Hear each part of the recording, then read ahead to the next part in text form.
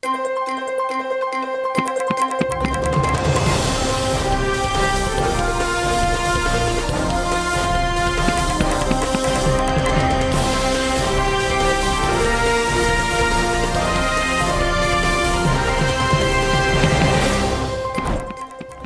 ꯃꯔꯨꯑꯣꯏꯕ ꯄꯥꯎ ꯏꯝꯐꯥꯜ ꯚꯦꯂꯤꯗ ꯑꯃꯨꯛ ꯍꯟꯅ ꯂꯥꯛꯅꯤꯡꯗ꯭ꯔꯦ ꯇꯣꯉꯥꯟꯕ ꯑꯦꯗꯃꯤꯅꯤꯁꯇ꯭ꯔꯦꯁꯟ ꯑꯃꯒꯤ ꯃꯈꯥꯗ ꯂꯩꯔꯒꯅꯤ ꯍꯥꯏꯅ ꯍꯣꯔꯇꯤꯀꯜꯆꯔ ꯃꯤꯅꯤꯁꯇꯔ ꯂꯦꯠꯄꯥꯎ ꯍꯥꯎꯀꯤꯞꯅ ꯐꯣꯡꯗꯣꯛꯈ꯭ꯔꯦ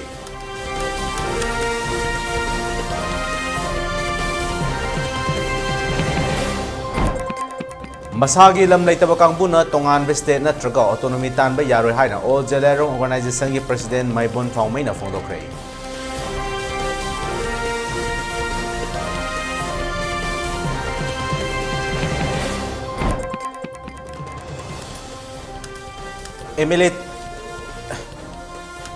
MLA ꯇꯔꯥꯒꯤ ꯃꯊꯛꯇ ꯑꯦꯛꯁꯟ ꯂꯧꯈꯠꯅꯕ ꯚꯦꯇꯔꯤꯌꯟ ꯄꯣꯂꯤꯇꯤꯁꯤꯌꯟ ꯑꯣ ꯖꯣꯏꯅ ꯁ꯭ꯄꯤꯀꯔꯗ ꯋꯥꯀꯠ ꯆꯦꯔꯣꯜ ꯄꯤꯁꯤꯟꯈ꯭ꯔꯦ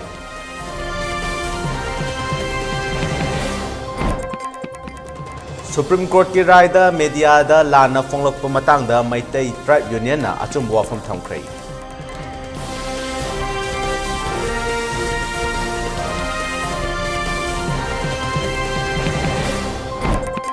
ꯑꯃꯗꯤ ꯆꯨꯔꯆꯥꯟꯄꯨꯔꯒꯤ ꯃꯥꯜꯀꯣꯠ ꯚꯤꯂꯦꯖꯇ PMGSYꯒꯤ ꯊꯕꯛ ꯁꯨꯕ JCB ꯑꯃꯗꯤ ꯄꯣꯛꯂꯦꯟ ꯊꯧꯕ ꯗ꯭ꯔꯥꯏꯚꯔ ꯑꯍꯨꯝ ꯂꯩꯈꯤꯗ꯭ꯔꯦ ꯍꯥꯏꯕ ꯈꯪꯕ ꯉꯝꯈ꯭ꯔꯦ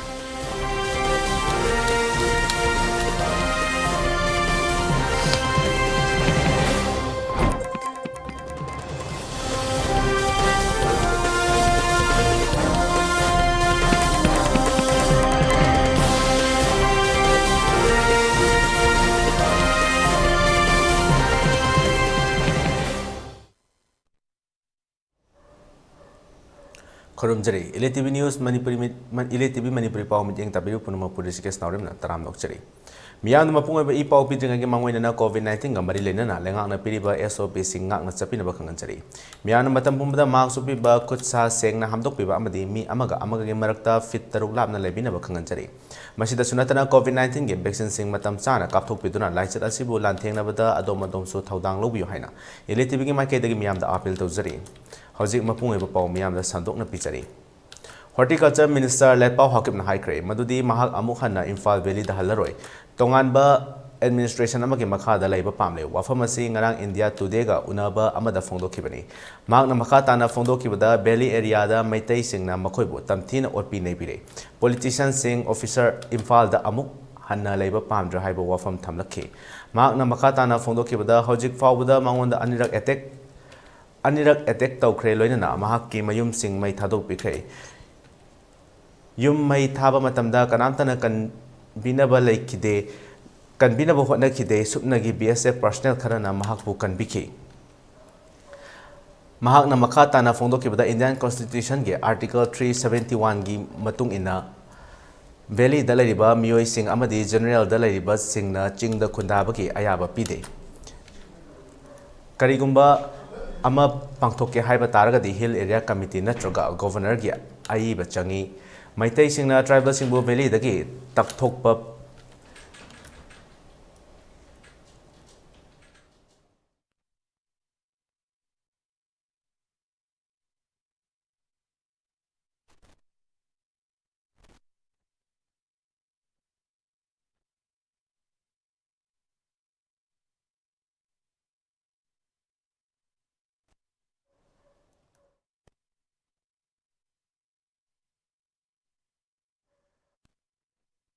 Article 371 sigi matung inna valley dalariba miyoi sing amadi general dalariba singna chingda khundabagi ayaba pide karigumba ama pangthokke haiba taragadi hill area committee natraga governor gi ayiba sangi maitai singna tribal singbu valley dagi takthokpa pami maramdi lamgi wahuna tribal sing valley da khudong thiningai oire chara henduna sirabuju sijarage tampaktadi amuk han halaklaroi Nakalamaromda KPA gi MLA ani independent ama loinana BJP gi MLA taret punna MLA tarana tongan state ama oina hingba pame punna tribal MLA kunni awat patara amasu tongan state asigidama khuyek piragani maramdi miyamna makoi dasu tongan state amagi apamba leibanani haina mahakna makatana phongdoki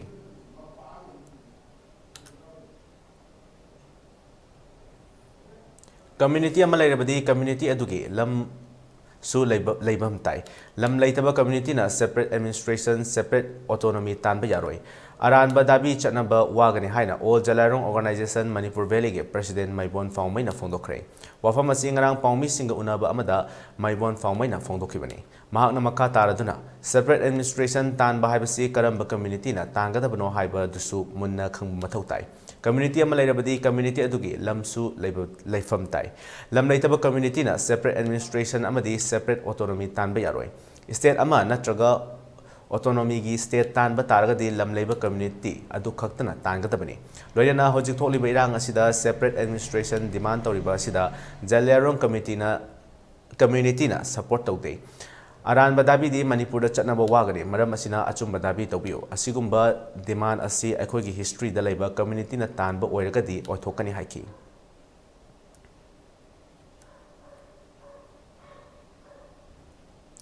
handak MLA tarana khujek piduna tonganba administration amagi makhada lejarage haiba wafam pukhalakiba asi chapchaba action logadabni haina Manipur gi veteran politician o joina ngase Manipur Legislative Assembly gi speaker da ai becherol piduna wakat khrei wakat che pisalorba matong Manipur Press Club ta pangthokkiba paumi singa unaba mada maki wakat cherol da tongan ba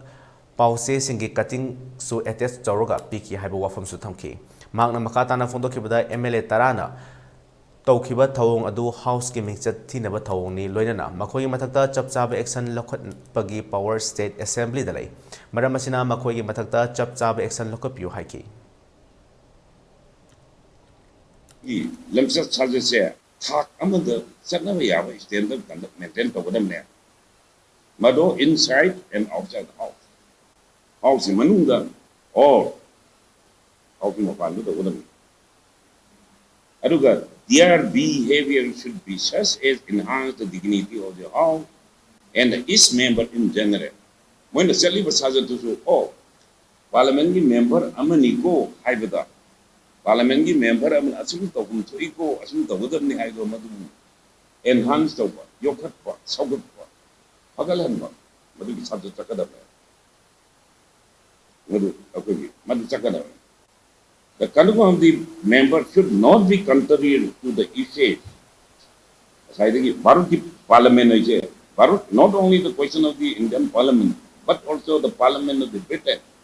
United Kingdom. What I am speaking, masi matam kui nagi tradition, culture, custom, practice. I am the cool line. Indian Parliament also, Manipur Parliament also, Manipur also. Okay, Manipur Assembly is there. Masih dari se custom, tradition, culture, practice. Mayam tu pura sali bane parliament aja. Aduna assembly aja. Aduna, aku lagi the conduct of the members should not be contrary to the issue. Aku anai sangat aja. Dire betul ni. Aku ini MLA, orang ni kan tahu apa dia.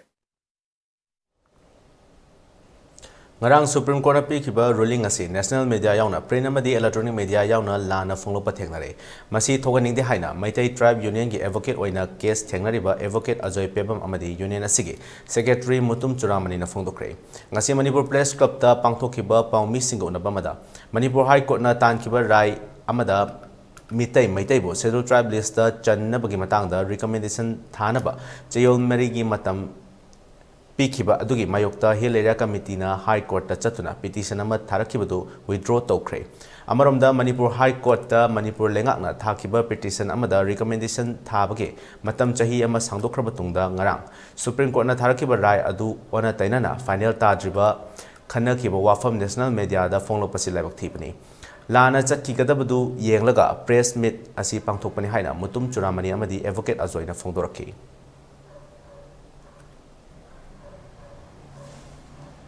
Maijadaba, the Miamda, Manipuri Miamda confusion chatpa, Aduga say Tongan Basum social media gi Haganar Paduga, media the owner of the media house tele evidence in Aussie. And Maduna Miam the confusion chatpa, Madu Pudin Maxingo, I could be Hojik, Supreme Court rise, Sigim Matumina, Pira is the Sigim Matumina, I could be Tenajabani, Masi Pudin Maxincha, I could be Union Simaki. Honorable Court to Aduga, Low Buthazaba, Low the process to Naba, Adumba, organization, ꯑꯗꯨꯅ ꯑꯩꯈꯣꯏ ꯊꯥꯖꯩ ꯂꯣꯁꯤꯒꯤ ꯋꯥꯡꯃꯗ ꯃꯤꯌꯥꯝꯅ ꯏꯟꯇꯔꯄ꯭ꯔꯦꯠ ꯇꯧꯔꯒ ꯑꯗꯨꯒ ꯃꯦꯗꯤꯌꯥꯗ ꯂꯥꯟꯅ ꯈꯪꯅꯔꯛꯄꯗ ꯃꯗꯨꯁꯨ ꯑꯩꯈꯣꯏꯗ ꯌꯥꯝꯅ ꯅꯨꯡꯉꯥꯏꯖꯗꯕ ꯍꯥꯏꯇꯥꯔꯦ ꯑꯗꯨꯒꯤ ꯃꯇꯥꯡꯗꯨꯒꯤ ꯁꯦꯡꯗꯣꯛꯆꯅꯅꯕꯒꯤ ꯈꯨꯗꯣꯡꯆꯥꯕꯗꯨ ꯂꯧꯖꯕꯅꯤ ꯑꯩꯈꯣꯏꯒꯤ ꯀꯦꯁꯁꯤꯗꯤ ꯆꯍꯤ 10 ꯅꯝꯊꯜꯂꯒ ꯊꯝꯃꯝꯃꯤꯕ ꯔꯤꯀꯣꯃꯦꯟꯗꯦꯁꯟ ꯊꯥꯕꯤꯗ꯭ꯔꯤꯕꯁꯦ ꯔꯤꯀꯣꯃꯦꯟꯗꯦꯁꯟꯁꯤ ꯁꯕꯃꯤꯠ ꯇꯧꯕꯤꯈꯣ ꯑꯥꯏꯗꯔ ꯑꯩꯈꯣꯏ ꯌꯥꯕ ꯌꯥꯗꯕ ꯍꯥꯏꯗꯨꯅ ꯃꯣꯏꯒꯤ this is the prerogative of the ꯀꯦꯕꯤꯅꯦꯠꯀꯤ ꯃꯅꯤꯄꯨꯔ ꯒꯣꯚꯔꯟꯃꯦꯟꯠꯀꯤ ꯑꯣꯊꯣꯔꯤꯇꯤꯗ ꯂꯩꯖꯔꯦ but the criteria which are required to include as in the schedule tribe list ꯍꯥꯏꯕꯁꯤꯗꯤ ꯑꯩꯈꯣꯏꯒꯤ ꯀ꯭ꯂꯦꯝꯅꯤ ꯑꯩꯈꯣꯏ ꯀ꯭ꯔꯥꯏꯇꯦꯔꯤꯌꯥꯗꯣ ꯐꯨꯜꯐꯤꯜ ꯑꯣꯏ ꯍꯥꯏꯕꯒꯤ ꯀ꯭ꯂꯦꯝꯅꯤ ꯑꯩꯈꯣꯏꯅ ꯂꯩꯖꯔꯤꯕꯁꯦ ꯑꯗꯨꯕꯨ ꯄ꯭ꯔꯣꯁꯤꯗꯤꯡꯗꯨ ꯆꯠꯊꯔꯛꯄ ꯃꯇꯝꯗ ꯄꯤꯇꯤꯁꯅꯔꯒꯤ ꯀꯥꯎꯟꯁꯤꯜꯅ ꯁꯕꯃꯤꯁꯟ ꯇꯧꯕꯗꯨꯗ ꯑꯗꯨꯗꯤ ꯆꯨꯝꯃꯤ ꯀꯩꯅꯣ ꯁꯤꯒꯨꯝꯕ ꯃꯈꯜꯒꯤ ꯂꯣ ꯑꯃ ꯂꯩꯕꯅꯤꯅ ꯍꯥꯏ ꯀꯣꯔꯠꯅ ꯁꯤꯒꯨꯝꯕꯁꯤꯗ ꯖꯨꯔꯤꯗꯤꯛꯁꯟ ꯂꯩꯇꯦ ꯍꯥꯏꯕꯒꯤ ꯀꯃꯦꯟ ꯄꯤꯅꯔꯛꯄ ꯒꯤ ꯃꯇꯥꯡꯅꯤ ꯑꯗꯨꯕꯨ ꯑꯩꯈꯣꯏꯒꯤ ꯂꯥꯏꯟ ꯑꯣꯐ ꯑꯥꯔꯒꯨꯃꯦꯟꯇ ꯑꯩꯈꯣꯏꯅ ꯑꯩꯈꯣꯏꯒꯤ ꯀꯥꯎꯟꯁꯤꯜꯅ ꯁꯕꯃꯤꯁꯟ ꯇꯧꯔꯤꯁꯤꯅ ꯑꯩꯈꯣꯏꯅ ꯑꯍꯥꯟꯕꯗ ꯑꯗꯨꯗꯤ ꯃꯦꯔꯤꯠ ꯑꯣꯐ ꯗ ꯀꯦꯁꯅꯤ ꯑꯗꯨꯕꯨ ꯑꯩꯈꯣꯏꯒꯤ ꯂꯥꯏꯟ ꯑꯣꯐ ꯑꯥꯔꯒꯨꯃꯦꯟꯇ ꯑꯩꯈꯣꯏꯅ ꯑꯍꯥꯟꯕ ꯄꯣꯏꯟꯗ submission ꯇꯧꯔꯤꯁꯤ나 Dipu Gangmai, who is the petitioner in the SLP, has already been withdrawn. His SLP is withdrawn tawgre haiba ama. First point. Second point da akhoigi sigi se SLP real appeal ama amchumna thadana already restart tawga notice issue tawgre 15/5/2023 da aduga masigi returnable na 6 June 2023 da laire. My lord aduiduna si case already pending before the Honorable Division Bench of the Honorable High Court of Manipur sida laire aduna maram oiduna masidista entertain tawon thokte haiduna khoina ahanba objection akhoi side gi tawjabu adubu Honorable Court na madu khanaraba matungda whatever required nongi apamba submission darkar oibadu nang Honorable High Court Division Bench da chalaga noi submission tawruro hairaga masagi SLP ani tu main tau tuna close tau adubu laibak thibadi national gi media kharada akhoi manungda tawba argument tu manungda tawga that is not finalized had to bring in the decision final tawdriba argument tawnar ko gi the yaunar pa point sing tu moi highlight tawraga pungnar pa dagi akhoi isin ninaw singi marak tagi madu chumubo ningdana akhoi Manipur gi print amasung electronic media khungbire para number 5 ka 6 ka duni relevant orisi akhona circulate tawkibda para number 5 the haribasi since the writ appeal is pending before the division bench we leave it open to the parties who are aggrieved by the order of the single judge to make appropriate submission before the division bench in that regard haibani aduga anisubagi line da taribisina any party aggrieved by the order passed by the division bench in the writ appeal would be at liberty to pursue its right and remedy before this court. Kariguma pendraga di amuk la wahai. Aduna point ani sidagi hena karimta takiba laite confused chatkadaba without the authenticate document yaudana akhoi media gi maikaida aikoina humble request ma thanjari. Manipur da internet ki athing batham libasi handok taba taragadi all Manipur Working Journalists Union amadi Editors Guilds Manipur nang asidagi thabak suba leblagani haina IPR Ministry khutangda Manipur ki Chief Minister da cherol ama ngarang pisan khrei cherol du da maru oina palibadi internet thingkiba asina print amadi electronic media ke pawmi singda mathau pangthokpada achouba apanba ama oire amarom da National Highway da blockade chathabana maram oiduna print media gi oina darka leba potlam sing laisalaktre masina maram oiraga khabar number lepa yabagi mong lakle phibam asida Manipur lengak na mityeng sanghaningi amaromda hana DIPR amasung press club da internet piramba thingjan khibasi handokpio loinana media house singda list da lawriba internet singda athingba thambigano athuba matamda positive oiba thabak lokhat tragadi ngasidagi thabak suba lepagi khongjang changsilagani haiki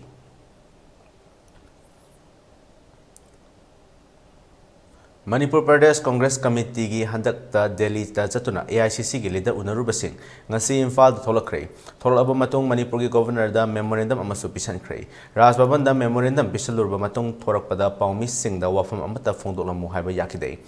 hayeng paumi sing ga unaba ama da Congress Bhavan pangthokani hari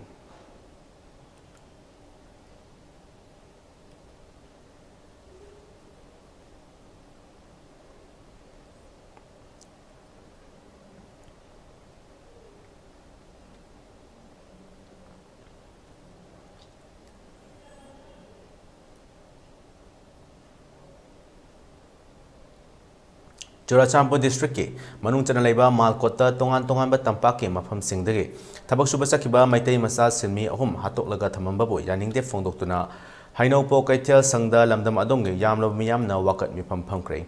hainaupo women's welfare association asinduna phangkiba wakat mifam aduda haukiba tha kharagi mamangda Churachandpurdagi kilometer 130 rom changsilaga leiba malkol hariba mafam aduda contractor Chirom Iboyamagi Makada PMGSY gi thabak suba chakhiba miyoi singni laikhidraba miyoi sing adudi hainau poktage soibam othelo chahi nifumanga apokpa S Gambir kumbi dagi Khetrimim Sunil Kumar chahi kungani thoi amadi sobung khoktage Pishimayum Ibochau chahi nifutaruni makhoi homang JCB amadi Portland gi dabra ngaktani soibam othelio gi loina bina phongdorakibada chaliba tha asigi manga gi nimidang wairam gi pung manga adu phawbada paw phongdarba matung makha tana paw phongnoba phangkhide makha tarapada May 3 Lamphel Police Station da missing report ama register tokhi adoma pu hawkiba May 12 da contractor Iboyamena phone torok tuna makhoi ahumak laikhidre haiba khangbangam khibane mahaki maikaidagi laikhidraba singi emung manung gidamak pangba yaba mateng pangani haiba thajaba wafam kaya pirakhi hairi Cheragasda wakat mifam aduda saruk yakbi Hainobo Women's Welfare Association gi President Takelamam Sunitana phongdokhibada makhoi ahumgi thawa yaudraba hakchang hojik Churachandpur District Hospital gi medical sangda leiri khangudana horkiba kangluk ki irangda mara leijadaba micham kaya punsi pikhamdagi basi laibak thibani hiram sida Manipur lengangna athuba matamda thabak paikhat piu haiba wafam kaya phongdorakhi Koko mina lebak miyam gi yai phana ba khongjang kuding makta hina bok lekai gi miyam na saruk yajari Manipur gi asal apun bagi saktam singna ra pa kuding ma gi mayok na leigani Manipur gi apun bagi saktam kai bayaroi kuki military sing laksin biu micham miyam hat pa le piu su lokthok piu Manipur amadi India government gi su athuba matamda santi hanjal han biu NRC chana han biu Hauji hanyok pok lekai sigi yamna naha oiriba egi hinau passing lekai sigi chahi 45 khata ngai riba magi yum pale magi nupi sina chahi di 40 sudriba nupi ni ado magi angang apitpa chahi 10 sudriba isamba di masanu pa masu lejari taseng ne imung sida di inau nupasi matomda na maram oiraga magi father mother magi wife adagi masa apitpa sima mana family se loina ma pujaram bani adubu ngasi di khanghau da bole ba ki dasa sina kanglup masengi oiba irang sina maram oiraga inau nupase chika ta huba chika da ma khaki level oina sathi bazida khanghau da na kanglup ki irang sina inau nupase leigidre ba inau nupase da ma magi loina ri ba nupi sina saram dharam khangdana hingam ga dori bra siram ga dori bra haina nimi kaya ni charam thang khangdana leirak paduna ngasidi asibo oina mokta leire haibagi pau confirm oirakpana maram oiraga dharna silai madu kari dagi thoglak liba no haibadi lebak sida leiba koi Manipur iram dam jidai sida leiba kanglupi iram se sina maram oiraga inong pasigi lanjadraba inong simnu pasigi thawai yaungta ba masa oina hoksik maksu victim oiriba inong lupi se khangbang khangdana leindi asiba masa phangba natri Churachandpur District Hospital mokta leibani hojik mak adubu akhoi mayam na phongdok saribadi hojik India government ka leinariba sugi kaino sima lokthokpiba aduga NRC exima sanahanba aduga kanglup masengi oiba Iran se government si yam thona yanaba puraktu na phajana lemthabiba aduga mara leijadraba misam praja kayagi asokpa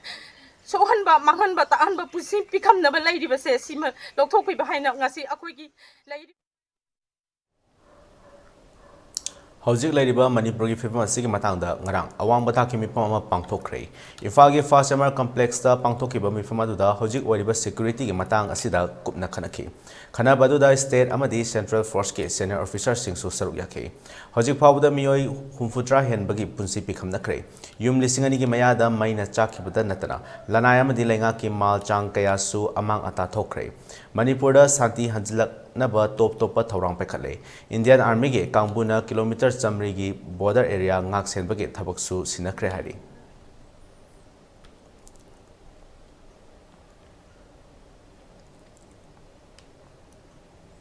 Imphal East ki manung chana leiba Moirang Purel Panam Higher Secondary School da miyoi lising ahumga chatre ka sup naga nipan changjafam loduna leiri hari mafam asida lenga ki oiba mateng pangba ngamdana leiri haina Moirang Purel mayai lekai dage Nabachandra thaunau jomna phongdokhrei ꯋꯥꯐꯝ ꯑꯁꯤ ꯃꯐꯝ ꯑꯁꯤꯗ ꯂꯩꯔꯤꯕꯁꯤꯡꯒꯤ ꯑꯣꯏꯅ ꯈꯨꯗꯣꯡ ꯆꯥꯗꯕ ꯀꯌꯥ ꯂꯩꯔꯤꯕ ꯑꯁꯤꯒꯤ ꯃꯇꯥꯡꯗ ꯁ꯭ꯀꯨꯜ ꯑꯁꯤꯗ ꯄꯥꯡꯊꯣꯛꯈꯤꯕ ꯄꯥꯎꯃꯤꯁꯤꯡꯒ ꯎꯅꯕ ꯑꯃꯗ ꯐꯣꯡꯗꯣꯛꯈꯤꯕꯅꯤ꯫ ꯃꯍꯥꯛꯅ ꯃꯈꯥ ꯇꯥꯅ ꯐꯣꯡꯗꯣꯛꯈꯤꯕꯗ ꯍꯧꯖꯤꯛ ꯂꯝꯗꯝ ꯑꯁꯤꯗ ꯑꯣꯏꯔꯤꯕ ꯏꯔꯥꯡ ꯑꯁꯤꯅ ꯃꯔꯝ ꯑꯣꯏꯗꯨꯅ ꯌꯨꯝꯗ ꯂꯩꯕ ꯆꯥꯗꯕꯗꯒꯤ ꯁ꯭ꯀꯨꯜ ꯑꯁꯤꯗ ꯌꯥꯝꯂꯕ ꯃꯤꯑꯣꯏꯁꯤꯡ ꯑꯁꯤ ꯆꯪꯖꯐꯝ ꯂꯧꯗꯨꯅ ꯂꯩꯔꯤꯕꯅꯤ꯫ ꯃꯐꯝ ꯑꯁꯤꯗ ꯑꯅꯥ ꯑꯌꯦꯛ ꯌꯥꯎꯔꯛꯄ ꯀꯌꯥ ꯑꯃꯁꯨ ꯌꯥꯎꯔꯤ꯫ ꯃꯁꯤꯒꯤꯗꯃꯛ ꯃꯦꯗꯤꯀꯦꯜ ꯇꯤꯝ ꯊꯥꯕꯤꯔꯛꯏ꯫ ꯑꯗꯨꯃꯛꯄꯨ ꯗꯣꯛꯇꯔ ꯈꯛꯇ ꯂꯥꯛꯂꯒ ꯍꯤꯗꯥꯛ ꯂꯥꯡꯊꯛ ꯌꯥꯎꯔꯛꯇꯕꯅ ꯃꯔꯝ ꯑꯣꯏꯗꯨꯅ ꯑꯉꯥꯡ ꯌꯥꯎꯅ ꯅꯥꯔꯛꯄ ꯃꯇꯝꯗ ꯃꯤꯌꯥꯝꯗ ꯑꯋꯥꯕ ꯑꯃ ꯑꯣꯏꯍꯜꯂꯤ꯫ ꯃꯁꯤꯒꯤ ꯃꯊꯛꯇ ꯃꯣꯏꯔꯥꯡꯄꯨꯔꯦꯜ ꯍꯥꯏꯔꯤꯕ ꯃꯐꯝ ꯑꯁꯤꯗ ꯃꯩꯇꯩ ꯈꯨꯜ 5 ꯇꯥꯏ꯫ ꯍꯥꯏꯔꯤꯕ ꯈꯨꯜ ꯑꯁꯤ ꯀꯨꯀꯤ ꯈꯨꯜ 19ꯅ ꯀꯣꯏꯁꯤꯟꯗꯨꯅ ꯇꯥꯕ ꯃꯐꯝ ꯑꯃꯅꯤ꯫ ꯃꯔꯝ ꯑꯁꯤꯅ ꯃꯐꯝ ꯑꯁꯤꯗ ꯂꯩꯔꯤꯕ ꯃꯇꯝꯗꯁꯨ ꯇꯪꯗꯨ ꯂꯩꯇꯥꯅ ꯂꯩꯕ ꯉꯝꯗꯕ, ꯃꯁꯤꯒꯤ ꯃꯊꯛꯇ ꯁꯨꯗ ꯂꯩꯔꯤꯕꯁꯤꯡ ꯑꯁꯤ ꯏꯟꯗꯤꯌꯟ ꯑꯥꯔꯃꯤꯒ ꯄꯨꯟꯅ ꯂꯩꯕ ꯃꯔꯝꯅ ꯑꯥꯔꯃꯤꯁꯤꯡ ꯂꯩ ꯍꯥꯏꯗꯨꯅꯁꯨ ꯃꯤꯌꯥꯝꯗ ꯆꯤꯡꯅꯕ ꯑꯃꯗꯤ ꯑꯣꯏꯍꯜꯂꯤ꯫ ꯃꯔꯝꯁꯤꯡ ꯑꯁꯤꯅ ꯂꯩꯉꯥꯛꯅ ꯃꯣꯏꯔꯥꯡꯄꯨꯔꯦꯜ ꯍꯥꯏꯔꯤꯕ ꯃꯐꯝ ꯑꯁꯤꯗ ꯃꯇꯤꯛ ꯆꯥꯕ ꯁꯦꯀ꯭ꯌꯨꯔꯤꯇꯤ ꯊꯥꯔꯛꯇꯨꯅ ꯃꯐꯝ ꯑꯁꯤꯕꯨ ꯉꯥꯛ ꯁꯦꯟꯕꯤꯕꯒ ꯂꯣꯏꯅꯅ ꯃꯐꯝ ꯑꯁꯤꯗ ꯂꯩꯔꯤꯕ ꯃꯤꯑꯣꯏꯁꯤꯡ ꯌꯥꯝꯕꯅ ꯃꯔꯝ ꯑꯣꯏꯗꯨꯅ ꯆꯥꯅ ꯊꯛꯅꯕ ꯑꯋꯥꯠ ꯑꯄꯥ ꯀꯌా ꯂꯩꯔꯤꯕ ꯑꯁꯤ ꯌꯦꯡꯁꯤꯟꯕꯤꯌꯨ꯫ ꯂꯝꯗꯝ ꯑꯁꯤꯗ ꯋꯥꯅꯔꯤꯕ ꯀꯌా ꯑꯁꯤ ꯂꯩꯉꯥꯛ ꯑꯃꯗꯤ ꯂꯝꯗꯝ ꯑꯁꯤꯒꯤ ꯐꯨꯔꯨꯞ ꯈꯨꯗꯤꯡꯃꯛꯅ ꯌꯦꯡꯗꯨꯅ ꯊꯣꯛꯂꯤꯕ ꯏꯔꯥꯡ ꯑꯁꯤ ꯑꯊꯨꯕ ꯃꯇꯝꯗ ꯂꯣꯏꯁꯤꯟꯅꯕ ꯋꯥꯐꯝꯁꯨ ꯑꯥꯄꯤꯜ ꯇꯧꯔꯛꯈꯤ꯫ sida sing ahunga nipa nipi pulaga lising ahunga satreka nipa ni khule je sin nipi na lising ani ga humpu ni aduga sahi taruki makhada leiba sina angang seni ga taruk ni aduga sahi togina trai pa me lo sina angang lising amaga tari ni nungju nung sa mayam khang mayam sin ma angang ma sa api api mayam lo khura pa narak pa digi daya tor pa sum mayam sina khoi hidang thon leiba pang ta ba adi medical team su thabi ri sakar thabi lakti habi dinati 타비리베싱 에서 독자 같은 타비력과 히닥도 여기력자가 란치리베 코인 오직 타복 수부지 방들의 용기 보고 이제 그 노이로 군도가 타는 맘네 거기 아니 거기 보게도 스페셜라이트래 어디는 뭐뭐 거다 거기 메디컬 디파트먼트 강무시나 독터리 타비라가 히닥 거기 아와프는 픽탈과 아나이 레실로 아나이 노ям 마랑가 실로과 어디 막도 뭐 거기 타복 수홈 레이트랍니다 이사기 레지름 무슨 레싱 그러면 이제 거기 자닝아이 타는 가기 프로블렘 좀 얌래 지금 매암이 아와바 매암이나 거기 또풍 강덕바 거기 자세는 하르거디 에코인 레이면 폼시 ꯑꯩꯈꯣꯏ ꯇꯁꯦꯡꯅ ꯁꯥꯟꯇꯤꯗꯤ ꯄꯥꯝꯃꯤ ꯌꯥꯝꯅ ꯁꯥꯟꯇꯤ ꯑꯃ ꯄꯥꯝꯃꯤ ꯑꯩꯈꯣꯏ ꯏꯪꯅ ꯆꯤꯡꯅ ꯆꯍꯤ ꯆꯥ ꯀꯌꯥꯗꯒꯤ ꯂꯩꯃꯤꯟꯅꯔꯛꯂꯤꯕ ꯑꯩꯈꯣꯏꯒꯤ ꯀꯨꯀꯤ ꯃꯩꯇꯩ ꯍꯥꯏꯔꯤꯕ ꯐꯨꯔꯨꯞ ꯑꯅꯤ ꯑꯁꯤ ꯃꯐꯝꯁꯤꯗ ꯆꯍꯤ ꯆꯥ ꯀꯌꯥꯗꯒꯤ ꯂꯩꯃꯤꯟꯅꯔꯕꯅꯤ ꯑꯗꯨꯕꯨ ꯑꯩꯈꯣꯏꯁꯤ ꯃꯐꯝ ꯈꯪꯗꯅ ꯍꯧꯔꯛꯄ ꯑꯃꯗꯤ ꯏꯔꯥꯡ ꯑꯃꯗꯒꯤ ꯑꯩꯈꯣꯏ ꯍꯧꯖꯤꯛ ꯑꯩꯈꯣই ꯂꯥꯟꯖꯦꯟꯅꯗꯨꯅ ꯀꯨꯀꯤꯒꯤ ꯄ꯭ꯔꯖꯥꯁꯤꯡꯁꯨ ꯃꯌꯨꯝꯗ ꯂꯩꯇ꯭ꯔꯦ ꯃꯩꯇꯩꯒꯤ ꯄ꯭ꯔꯖꯥꯁꯤꯡꯁꯨ ꯃꯌꯨꯝꯗ ꯂꯩꯇ꯭ꯔꯦ ꯑꯩꯈꯣꯏꯅ ꯂꯩꯔꯤꯕ ꯃꯐꯝꯁꯤ ꯆꯥꯎꯔꯥꯛꯅ ꯑꯩꯈꯣꯏꯅ ꯂꯩꯔꯤꯁꯤ ꯀꯨꯀꯤ ꯈꯨꯟ 10ꯒ 8ꯔꯣꯝꯅ ꯃꯩꯇꯩꯒꯤ ꯖꯒꯥꯁꯤ ꯀꯣꯏꯁꯤꯜꯂꯒ ꯂꯩꯕꯅꯤ ꯑꯗꯨꯒ ꯑꯩꯈꯣꯏ ꯃꯩꯇꯩꯅ ꯂꯩꯕ ꯖꯒꯥ ꯑꯁꯤꯅ ꯑꯩꯈꯣꯏꯁꯤ ꯌꯥꯝꯗ꯭ꯔꯕ ꯃꯩꯇꯩ ꯈꯨꯟ 5ꯅꯤ ꯑꯩꯈꯣꯏ ꯂꯩꯔꯤꯁꯤ ꯁꯤꯒꯤꯃꯛꯇ ꯂꯥꯏꯕꯛ ꯊꯤꯕꯗꯤ ꯃꯩꯇꯩꯒꯤ ꯈꯨꯟꯗꯤ ꯌꯨꯝꯃꯩ ꯊꯣꯏꯗꯣꯛꯅ ꯆꯥꯛꯄꯗꯤ ꯌꯥꯎꯍꯧꯗ꯭ꯔꯦ ꯑꯩꯈꯣꯏꯒꯤ ꯖꯒꯥꯁꯤꯗ ꯑꯗꯨ ꯀꯨꯀꯤ ꯈꯨꯜꯒꯤꯁꯨ ꯅꯨꯄꯤ ꯑꯉꯥꯡ ꯂꯥꯟꯖꯦꯟꯅꯗꯨꯅ ꯃꯣꯏꯁꯨ ꯂꯣꯏꯅꯕꯨ ꯂꯩꯔꯤ ꯑꯩꯈꯣꯏ ꯑꯗꯒꯤ ꯑꯩꯈꯣই ꯃꯩꯇꯩꯒꯤꯁꯨ ꯌꯨꯝ ꯍꯥꯏꯕꯗꯨꯗ ꯑꯩꯈꯣꯏ ꯆꯪꯕ ꯉꯝꯗꯗꯅ ꯑꯩꯈꯣꯏꯁꯨ ꯍꯧꯖꯤꯛ ꯂꯩꯖꯔꯤꯕꯁꯤꯅꯤ ꯑꯩꯈꯣꯏ ꯃꯌꯥꯝꯁꯦ ꯑꯁꯤꯒꯨꯝꯕ ꯃꯌꯥꯝꯁꯤꯗ ꯃꯅꯤꯄꯨꯔꯒꯤ ꯃꯔꯨꯑꯣꯏꯕ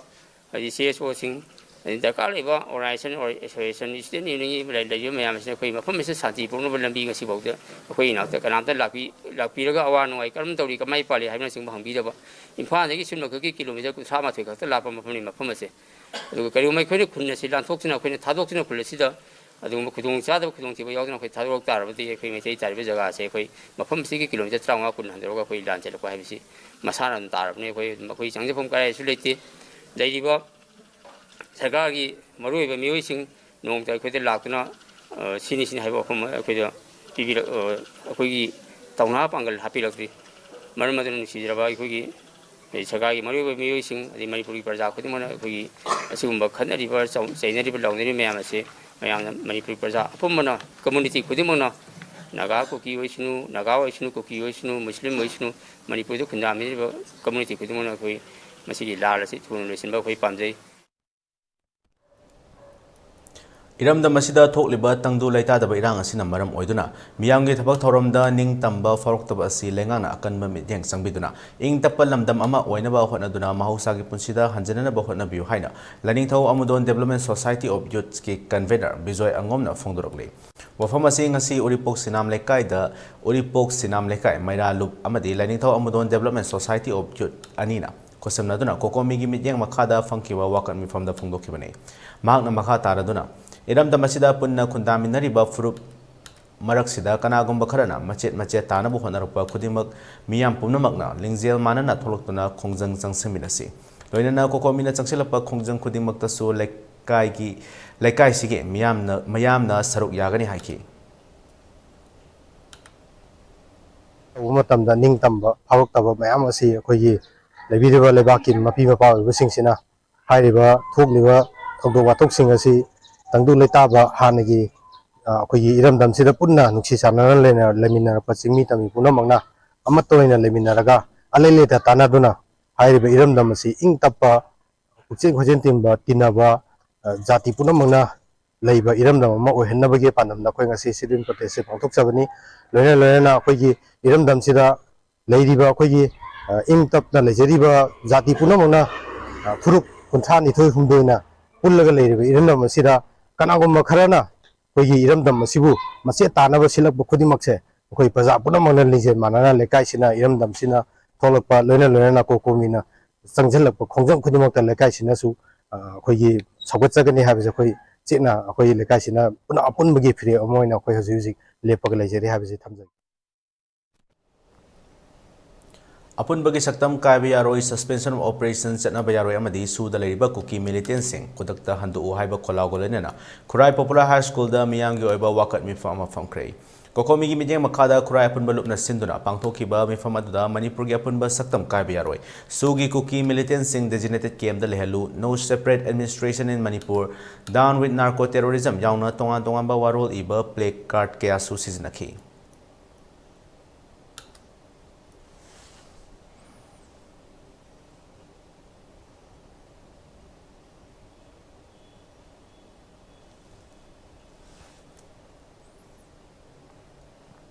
ꯀꯁꯇꯃꯔꯁꯤꯡꯅ ꯅꯣꯡꯃꯒꯤ ꯂꯧꯅꯔꯝꯕ ꯑꯗꯨ ꯊꯥ ꯑꯃ ꯑꯅꯤ ꯄꯨꯟꯅ ꯍꯤꯗꯥꯛ ꯂꯧꯁꯤꯜꯂꯛꯄꯅ ꯃꯔꯝ ꯑꯣꯏꯔꯒ ꯍꯧꯖꯤꯛ ꯍꯤꯗꯥꯛ ꯂꯣꯏꯁꯤꯜꯂꯛꯂꯦ ꯍꯥꯏꯅ ꯃꯅꯤꯄꯨꯔ ꯀꯦꯃꯤꯁ ꯑꯦꯟ ꯗ꯭ꯔꯒꯤꯁ ꯑꯦꯁꯣꯁꯤꯌꯦꯁꯟ MCDAꯒꯤ ꯄ꯭ꯔꯁꯤꯗꯦꯟꯠ ꯊꯣꯛꯆꯣꯝ ꯗꯤꯖꯃꯅꯤꯅ ꯐꯣꯡꯗꯣꯔꯛꯂꯤ ꯋꯥꯐꯝ ꯑꯁꯤ ꯉꯁꯤ BT ꯔꯣꯗꯇ ꯂꯩꯕ MCDAꯒꯤ ꯑꯣꯐꯤꯁꯇ ꯄꯥꯎꯃꯤꯁꯤꯡꯒ ꯎꯅꯕ ꯑꯃꯗ ꯐꯣꯡꯗꯣꯔꯛꯈꯤꯕꯅꯤ ꯃꯍꯥꯛꯅ ꯃꯈꯥ ꯇꯥꯔꯗꯨꯅ ꯍꯥꯏ ꯃꯁꯥꯅ ꯗꯔꯀꯥꯔ ꯑꯣꯏꯕ ꯍꯤꯗꯥꯛꯇꯨꯃꯈꯛ ꯂꯧꯕꯤꯌꯨ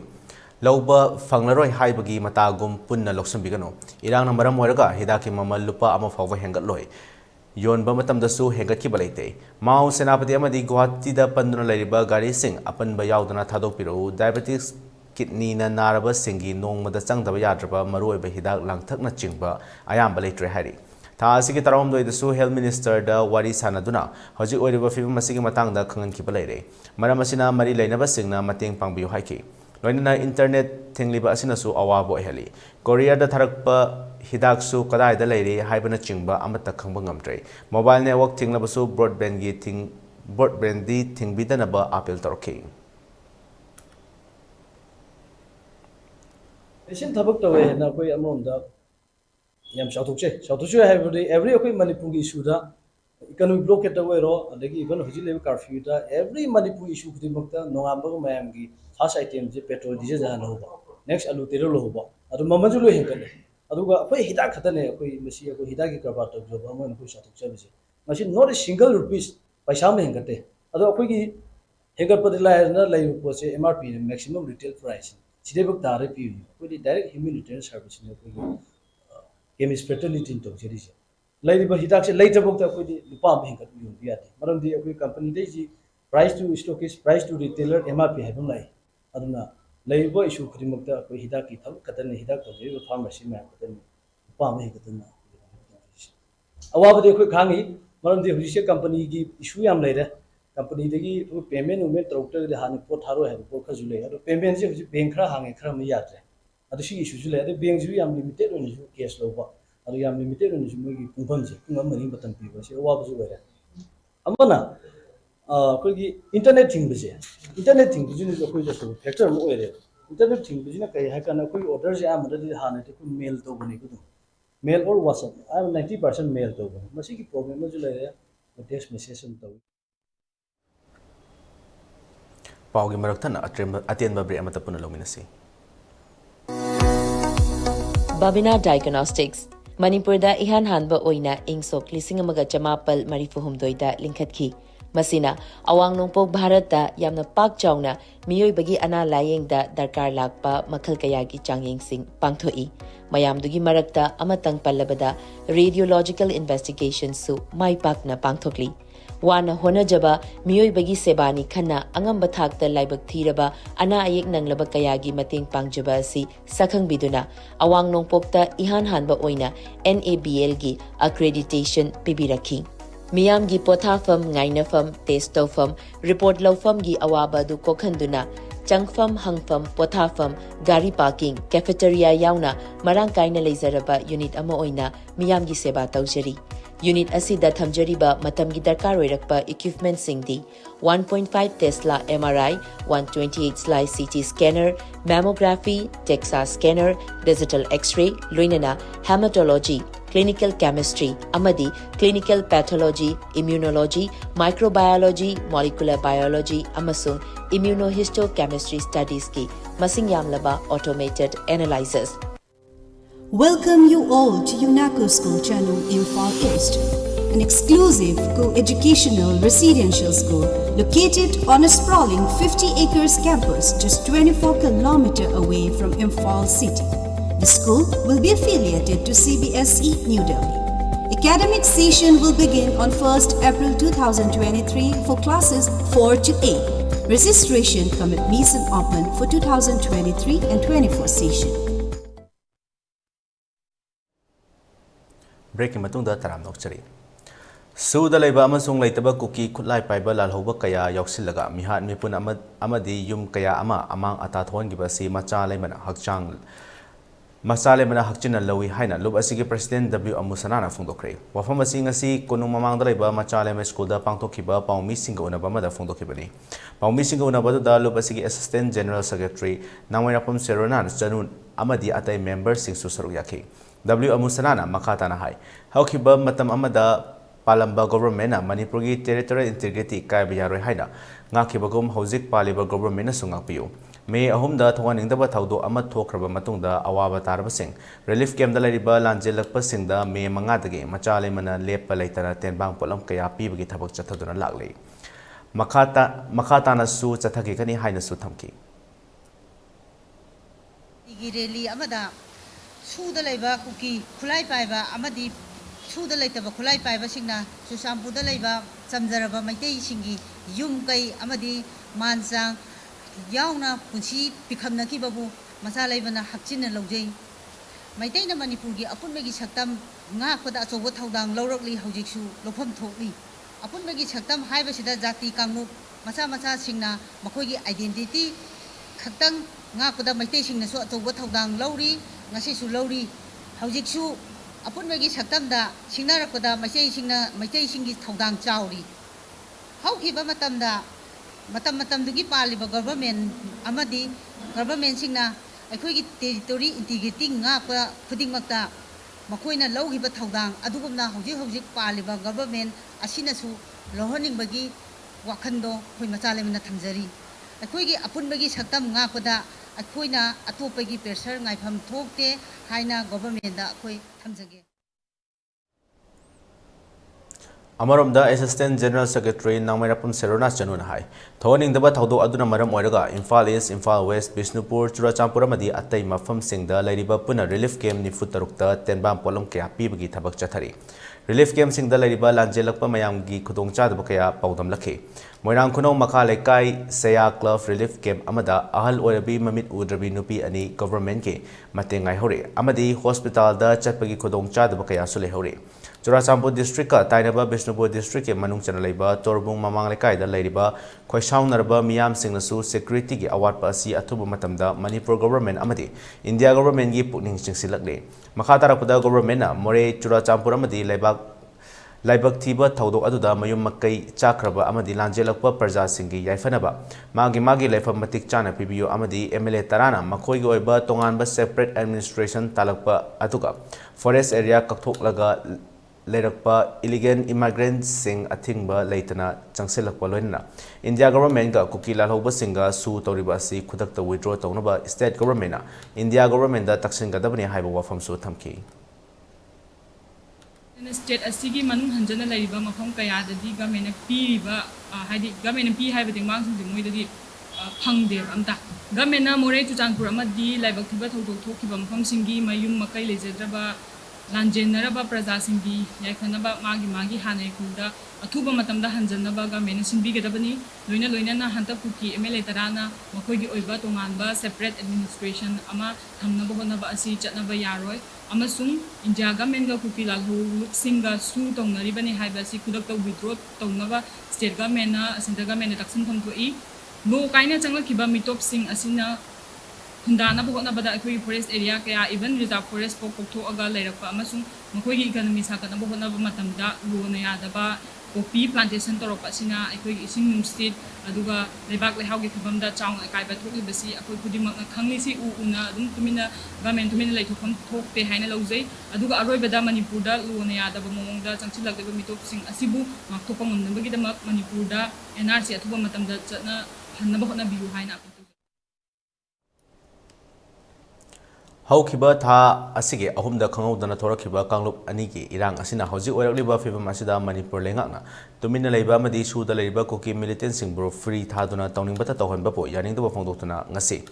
ꯂꯝꯕꯣꯏ ꯈꯣꯡꯅꯥꯡꯈꯣꯡꯗꯁꯨ ꯋꯥꯀꯠ ꯃꯤꯐꯝ ꯆꯠꯊꯈ꯭ꯔꯦ ꯂꯝꯕꯣꯏ ꯈꯣꯡꯅꯥꯡꯈꯣꯡꯗ ꯂꯩꯕ ꯌꯨꯅꯥꯏꯇꯦꯗ ꯐ꯭ꯔꯦꯟꯗꯁ ꯂꯥꯏꯕ꯭ꯔꯦꯔꯤ ꯑꯦꯟड ꯀ꯭ꯂꯕ ꯑꯃꯗꯤ ꯑꯄꯨꯟꯕ ꯅꯨꯄꯤ ꯂꯨꯞ ꯂꯝꯕꯣꯏ ꯈꯣꯡꯅꯥꯡꯈꯣꯡ ꯑꯅꯤꯅ ꯄꯨꯟꯅ ꯈꯨꯠꯁꯝꯅꯗꯨꯅ ꯆꯠꯊꯈꯤꯕ ꯋꯥꯀꯠ ꯃꯤꯐꯝ ꯑꯗꯨꯗ ꯇꯣꯉꯥꯟꯕ ꯋꯥꯔꯣꯜ ꯏꯕ ꯄ꯭ꯂꯦ ꯀꯥꯔꯗ ꯀꯌꯥꯁꯨ ꯁꯤꯖꯤꯟꯅꯈꯤ ꯋꯥꯀꯠ ꯃꯤꯐꯝ ꯑꯗꯨꯗ ꯁꯔꯨꯛ ꯌꯥꯔꯝꯕ ꯌꯨꯅꯥꯏꯇꯦꯗ ꯐ꯭ꯔꯦꯟꯗꯁ ꯂꯥꯏꯕ꯭ꯔꯦꯔꯤ ꯑꯦꯟड ꯀ꯭ꯂꯕꯀꯤ ꯄ꯭ꯔꯁꯤꯗꯦꯟꯠ ꯗꯥꯛꯇꯔ ꯊꯣꯛꯆꯣꯝ ꯗꯦꯕꯦꯟꯗ꯭ꯔ ꯀꯨꯃꯥꯔꯅ ꯐꯣꯡꯗꯣꯔꯛꯈꯤꯕꯗ ꯂꯝꯗꯝ ꯑꯁꯤꯗ ꯀꯥꯡꯂꯨꯞ ꯅꯥꯏꯗꯅ ꯃꯩꯍꯧꯔꯣꯜꯗꯒꯤ ꯅꯨꯡꯁꯤ ꯆꯥꯟꯅꯅ ꯂꯩꯃꯤꯟꯅꯔꯛꯂꯕ ꯃꯆꯤꯟ ꯃꯅꯥꯎ ꯑꯣꯏꯕꯒꯤ ꯅꯨꯡꯁꯤ ꯆꯥꯟꯅꯕ ꯑꯁꯤꯒꯤ ꯃꯔꯛꯇ ꯇꯣꯈꯥꯏ ꯇꯥꯅꯕ ꯁꯤꯟꯕ ꯀꯥꯡꯕꯨ ꯑꯃ ꯊꯣꯔꯛꯂꯕ꯭ꯔꯥ ꯍꯥꯏꯕꯒꯤ ꯆꯤꯡꯅꯕ ꯂꯩ ꯑꯩꯈꯣꯏ ꯃꯁꯦꯜ ꯑꯃꯠꯇꯅꯤ ꯅꯨꯡꯁꯤ ꯆꯥꯟꯅꯅ ꯂꯩꯃꯤꯟꯅꯕ ꯃꯊꯧ ꯇꯥꯏ ꯂꯝꯗꯝ ꯑꯁꯤꯗ ꯆꯔꯥꯡꯅꯕ ꯇꯪꯗꯨ ꯂꯩꯇꯥꯗꯕ ꯄꯨꯛꯅꯤꯡ ꯂꯩꯇꯥꯗꯕ ꯑꯁꯤ ꯁꯔꯀꯥꯔꯒꯤ ꯃꯥꯏꯀꯩꯗꯒꯤ ꯑꯊꯨꯕ ꯃꯇꯝꯗ ꯁꯥꯟꯇꯤ ꯑꯣꯏꯍꯟꯕꯤꯌꯨ ꯏꯔꯥꯡ ꯑꯁꯤꯅ ꯃꯔꯝ ꯑꯣꯏꯔꯒ ꯑꯁꯤ ꯑꯅꯥ kaya yaukre yum kaya mai na tumna chakre masida sunatana internet thingliba asi atuba matamda hangdokpiyo internet thingkiba asina maram oiraga lamdam asida online da class tawzariba mahiroi UPSC amadi competitive exam thagadaba mahiroi singda internet yaudabana maram oiraga hiram kaya da awaba mayoknare maram asina internet ki athingba thabliba asi komthokpiyo haiki ida aikoina mapung oina jeri si tokaina ꯑꯩꯈꯣꯏꯒꯤ ꯂꯝꯗꯝꯁꯤꯗ ꯀꯥꯡꯂꯨꯞ ꯈꯨꯗꯤꯡꯃꯛ ꯌꯥꯝ ꯅꯨꯡꯁꯤꯅꯅ ꯆꯥꯟꯅꯅ ꯂꯩꯃꯤꯟꯅꯔꯛꯄꯅꯤ ꯃꯁꯤꯕꯨ ꯇꯣꯈꯥꯏꯅ ꯇꯥꯅꯕ ꯁꯤꯟꯕ ꯀꯥꯡꯕꯨ ꯑꯃ ꯊꯣꯛꯂꯕ ꯍꯥꯏꯕꯒꯤ ꯆꯤꯡꯅꯗꯅ ꯑꯩꯈꯣꯏꯒꯤ ꯍꯥꯟꯅ ꯂꯩꯖꯔꯝꯕ ꯃꯆꯤꯟ ꯃꯅꯥꯎ ꯑꯣꯏꯕꯒꯤ ꯀꯥꯡꯂꯨꯞꯁꯤꯡ ꯏꯪꯅ ꯇꯞꯅ ꯅꯨꯡꯁꯤꯅꯅ ꯂꯩꯔꯝꯕꯗꯣ ꯑꯗꯨꯒꯤ ꯐꯤꯕꯝꯗ ꯍꯟꯖꯤꯜꯂꯛꯅꯕ ꯃꯗꯨꯒꯤ ꯄꯥꯟꯗꯝꯗ ꯑꯩꯈꯣꯏꯅ ꯇꯣꯈꯥꯏꯅ ꯇꯥꯕꯒꯤ ꯋꯥꯈꯜ ꯊꯥꯗꯣꯛꯄꯤꯌꯨ ꯑꯩꯈꯣꯏ ꯇꯣꯈꯥꯏꯅ ꯇꯥꯍꯟꯕꯤꯅꯨ ꯑꯃꯒ ꯅꯨꯡꯁꯤ ꯆꯥꯟꯅꯅ ꯂꯩꯍꯟꯕꯤꯌꯨ ꯑꯗꯨꯒ ꯑꯇꯣꯞꯄ ꯑꯩꯈꯣꯏꯒꯤ ꯑꯦꯛꯁꯇꯔꯅꯦꯜ ꯐꯣꯔꯁꯦꯁꯁꯤꯡꯅ ꯑꯩꯈꯣꯏꯅꯗꯤ ꯎꯕ ꯉꯝꯗꯕ ꯃꯈꯣꯏꯗꯨꯅ ꯏꯟꯁꯤꯜꯂꯒ ꯑꯩꯈꯣꯏ ꯃꯅꯨꯡꯗ ꯑꯃꯒ ꯅꯨꯡꯁꯤꯅꯗꯕ ꯊꯣꯛꯏꯕꯁꯦ ꯊꯣꯛꯇꯅꯕ ꯑꯩꯈꯣꯏ ꯈꯨꯗꯤꯡꯃꯛ ꯚꯥꯞ ꯇꯥꯅ ꯒ꯭ꯌꯥꯟ ꯇꯥꯅ ꯏꯪꯅ ꯁꯥꯟꯇꯤ ꯑꯣꯏꯅ ꯋꯥꯈꯜ ꯊꯥꯗꯃꯤꯟꯅꯔꯒ ꯑꯩꯈꯣꯏꯒꯤ ꯍꯥꯟꯅꯒꯤ ꯑꯃꯠꯇ ꯑꯣꯏꯕꯒꯤ ꯑꯩꯈꯣꯏꯒꯤ ꯅꯨꯡꯁꯤ ꯆꯥꯟꯅꯕꯗꯣ ꯑꯗꯨ ꯍꯟꯖꯤꯜꯂꯛꯄ ꯄꯣꯔꯛꯅꯕ ꯑꯗꯨꯅ ꯃꯔꯨꯑꯣꯏꯅ ꯈꯟꯖꯔꯒ ꯑꯗꯨꯗ ꯁꯤꯟꯖꯕ ꯑꯩꯈꯣꯏꯒꯤ ꯋꯥꯀꯠ ꯃꯤꯐꯝꯅꯤ ꯉꯁꯤꯒꯤꯁꯦ ꯑꯊꯨꯕꯗ ꯏꯟꯇꯔꯅꯦꯠꯁꯦ ꯍꯥꯡꯍꯟꯅꯤꯡꯉꯤ ꯍꯥꯏꯕꯗꯤ ꯁꯤꯗꯩꯁꯤꯗ ꯑꯩꯈꯣꯏꯒꯤ ꯅꯦꯠꯀꯤ ꯄꯔꯤꯈꯥ ꯊꯥꯅꯕꯒꯤ ꯐꯣꯔꯝ ꯊꯥꯔꯦ ꯑꯇꯩ ꯌꯨꯅꯤꯚꯔꯁꯤꯇꯤꯒꯤ ꯑꯦꯗꯃꯤꯁꯟ ꯇꯧꯕꯒꯤ ꯑꯣꯟꯂꯥꯏꯟꯗ ꯐꯣꯔꯝ ꯊꯥꯔꯦ ꯑꯗꯨꯕꯨ ꯑꯩꯈꯣꯏꯒꯤ ꯃꯅꯤꯄꯨꯔꯒꯤ ꯑꯣꯏꯅꯗꯤ ꯃꯥꯡꯖꯔꯦ UPSCꯒꯤ ꯑꯦꯛꯖꯥꯝ ꯃꯌꯥꯝ ꯑꯃꯁꯨ ꯃꯥꯡꯖꯔꯦ ꯑꯗꯨ ꯅꯠꯇꯅ ꯄꯩꯁꯥ ꯇꯤꯡꯅ ꯑꯩꯈꯣꯏꯒꯤ ꯀꯣꯔꯁ ꯑꯃꯗ ꯂꯨꯄꯥ 5,000-10,000 ꯄꯤꯕ ꯀꯣꯔꯁꯁꯤꯡꯗꯨ ꯇꯧꯔꯒ ꯉꯁꯤ 15 daysꯃꯨꯛꯁꯤ ꯊꯤꯡꯖꯤꯜꯂꯛꯄꯁꯤꯗꯩꯗꯗꯤ ꯑꯉꯥꯡꯁꯤꯡꯁꯤ ꯃꯊꯥ ꯁꯥꯔꯛꯑꯦ ꯀꯣꯔꯁ ꯂꯣꯏꯁꯤꯟꯒꯗꯧꯕꯗꯨ ꯂꯣꯏꯁꯤꯟꯉꯝꯗ꯭ꯔꯦ ꯃꯤꯅ ꯀꯩꯅꯣ ꯇꯧꯔꯦ ꯍꯥꯏꯗꯅ ꯃꯁꯤꯒꯤ ꯀꯔꯤ ꯍꯥꯏꯅꯤ ꯌꯥꯝꯅ ꯄꯦꯟꯗꯕ Amaromda Moirang Hanuba Apunba Nupi Chokhat Khongtang Lupnasu Sinduna Moirang Hanuba Community Holder Lamdam Asida Chahi Cha Kayadagi Leminarak Kanglup Anigi Marakta Thorok Liba Irang Asida Yaningdaba Kholau Laubaga Lenina Wakat Mifam Masufamki Wakat Mifamaduna MLA Tarana Tokai Kiba Manipur Taliba Asi Kudak Talokto Irang Laitaba Mafamda Ladiba Paramilitary Force Sing Mathau Taba Mafam Singda Tambiu Haiba Play Card Kaya Sing Season Aki Wakam Reformadda Saruk Yarambi Moirang Hanuba Apunba Nupi Chokhat Khongthang Lupki Secretary Nomaite Medana Fongdorakibada Suda Leiba Kuki Lalhoba Singna Kutta Kulai Paidana Micham Praja Singda Otpanaiba Terrorist Ki Thawong Tausin Manba Ama Chathariba Si Athuba Matamda Lepkadabani Hojik Manipur Lenga Amadi Center Ki Makok Thongbas Singda Taliba MLA Tarak Kudakta Makoi Ki ꯐꯝꯁꯤꯡꯗꯒꯤ ꯂꯧꯊꯣꯛꯀꯗꯕꯅꯤ ꯑꯃꯗꯤ ꯍꯧꯖꯤꯛ ꯂꯦꯝꯍꯧꯔꯤꯕ MLA ꯌꯥꯡꯈꯩ ꯑꯁꯤꯅ ꯂꯩꯉꯥꯛ ꯑꯁꯤꯗ ꯆꯂꯥꯏꯕ ꯉꯝꯗ꯭ꯔꯕꯗꯤ ꯐꯝ ꯊꯥꯗꯣꯛꯄꯤꯔꯣ ꯄ꯭ꯔꯖꯥ ꯃꯤꯌꯥꯝꯒꯤ ꯈꯨꯠꯇ ꯈꯨꯠꯂꯥꯏ ꯁꯤꯟꯅꯕꯤꯔꯣ ꯂꯝꯗꯝ ꯑꯁꯤꯗ ꯂꯩꯔꯤꯕ ꯀꯨꯀꯤꯁꯤꯡꯅ ꯆꯠꯅꯤꯡꯕ ꯃꯐꯝꯁꯤꯡꯗ ꯆꯠꯈꯤꯕꯗ ꯑꯊꯤꯡꯕ ꯂꯩꯇꯦ ꯑꯗꯨꯕꯨ ꯃꯅꯤꯄꯨꯔꯒꯤ ꯑꯣꯏꯕ ꯂꯝ ꯃꯆꯦꯠ ꯑꯃ ꯐꯥꯎꯕ ꯄꯨꯈꯤꯕ ꯌꯥꯔꯣꯏ ꯍꯥꯏꯕ ꯋꯥꯐꯝ ꯀꯌꯥ ꯊꯝꯈꯤ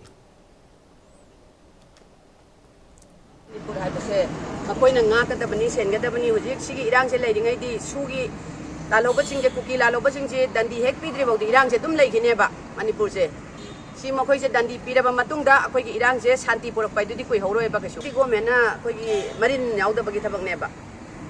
marin yaudaba thauna leitabagi neba akoigi tribal akoigi ST da sankhraga di sigi so ayambane moi kuki lalobasingje na hori bi hauja sengbadi opi thabagi khara sigi khara ya maruina moina hori sigi neba adai din hanju honorable chief minister na hagi bo haido moi chaning ba jaga da salo tining ba jaga da tilu so lamdi pu ba yaroi haidra sumaina akhoi ju adugi wakhalon da ne ba khoi na ngasi tawjari ba si ju moina chaning ba jaga chal so aduga tining ba jaga tilu so khoi Manipur gi lamdi machet ma ba kai ba yaroi sini ba khoi na jari ji aduna masidi state government na thuba matam da warosin poraktana shanti phangna tangdu leita dana hojik lanthung kaya ma mangta e mioi punsi ga asam ba mioi yang kaya ama punsi manghalle si Manipur state government sina ne marin nyauda bagini an haininge May Tarukagi Hojik Pauba Thiba Kangdana Ladiba A Samrendra Amadi Y Kiran Kumar Anigi Karigumba Langla Lanjin Amata Kangdana Tambabu Thiba Kangdana Ladiba Imung Ani Asigi Mio Singna Pendaba Fondokre Ngasi Manipur Press Club Ta Pangtokiba Paumi Sing Unaba Amada A Somendra Giloina B Atom Kabita Amadi Magi Macha Aduga Y Kiran Kumar Giloina B Y Basanti Devi Amadi Mahaki Masa Singsu Saruyaki Atom Kabitana Fondorapada May Tarukta Thokibadagi Hanjilaktraba Mahaki Mapureba A Somendragi Langla Langjin Amata Fangdaba Si Atuba Matamda Kanganbiu Mahakna Makha Taraduna Hai Mari Lenaba Singna Atuba Matamda Thiba Kangdan Leriba Mahaki Mapureba Bo Makoida Sinabiu Haina Apel Torki Haidana Igi Puriba Sina Lamzingaga Pagi Lekai Inau Pagi Dr. Yakumba Naorem Magaloinana Angang Singse Sing the lab Angang Singse Naram Masu Hidak Lanki Hangamara Haidana Mana relief material Natraga Mahazin the health of Toxic Masi Haidana Mana Zaptana Mating Anapangiba Ai Purabani Ado House Hoba Tiba Kangri Tiri Hai Tiba Kangdi Kayang Yama Chaba Lamno Ai Purabase Hazin Kunsimba Tabira Magasu Piba Aidi Ani Aidi Mana Atomani Jana ba handudi ma papana ya no pamjana training am ka thani haina nahan mi gitang tom do ya silong da thani haina taw do mapana pamjaba ni haidana ai ja do hado de silong da ma positive phone do re ma papa ni kai pau le gen hani ai ja da sin ki re hu se ai na hai papa le ya yem ho ma da ya jackson la ya bu na ai da kan ga no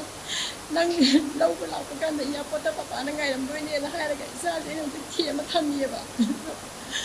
ma na thula ga na ma pa se le yam da kan ha no wai na ma yi ma pa ne na ku tu ka do ri je an ai no ji hai je ni je ni lam dam ji gi lu jing ba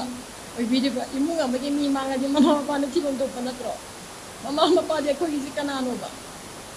chief minister oi doi na tro ko gi ma pa ha ji ya du Chief Minister na pungning kitang yakshan na habdi thiba sida ko kitang kawayaw na hoy gi kendra gi MLA hoy gi mingwe na panjara bada Dr. Shafam panjana su asamuk chatna ko na badi thibi ni ko thibo badi thiba sida matak tista amuka su hena kawai yakshan mi raga ai pura bazi amuka ti phangna thibi wa na ko na mayam bom na koiram jari Amaromda Y Kiran Kumar Glona B Y Basantina Fondorakibada Mahakisu Thiba Kangdana Ladiba Mapurba Du Ngasiga Tharaga Numit Tarani Toisure Asukoiba Matam Sifauda Langla Langjin Amata Fangdaba Asi Pende Manipur Lengana Thiba Kangdana Ladiba Mapurba Bo Thiba da Mateng Pangbu Haiki Maya Ikshibiduna Masagi Yenga Budi Tibidi Masagi Kalaga Cousin of India, who was with other people, Hajani, and Asian prizes in the Praga, Alcasian, and Sana, the James, so I should not have it. I go, Korea, and I don't get